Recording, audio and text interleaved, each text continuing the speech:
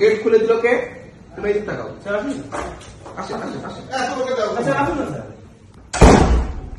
ভিতরে calling bell বাজলো, খুলে দিল, তারপর খুলে দিল সিএসটি। সেলেস্টি খুলে দিল। তুমি তখন কোথায় ছিল? আমি তখন এখানে ছিলাম। এই জায়গায় ছিলাম। এখানে একটা সোফা ছিল ছোট। এই জায়গাটা ছোট সোফা ছিল। জি স্যার। এদিকে দেখ, এদিকে ছোট সোফা আছে দেখ।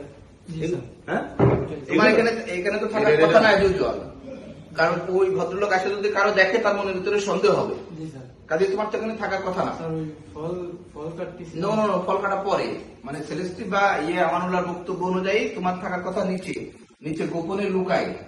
জি স্যার। কারণ ওই ভদ্রলোক ঢুকেই যদি তোমার দেখে তাহলে তো সমস্যা, তার মনে সন্দেহ হবে। জি স্যার।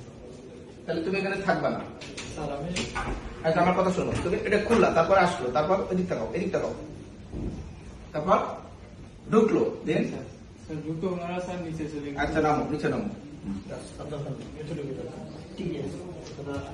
মেয়ে চাকরি ছেলে একটা থাকতেই পারে, একটু এখানে বামে ইয়ে আছে, এখানে পা দেবে।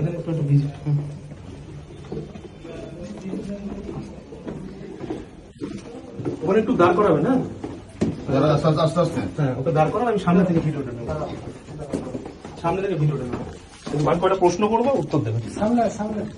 ঠিক আছে? সামনে সব সামনে আসো।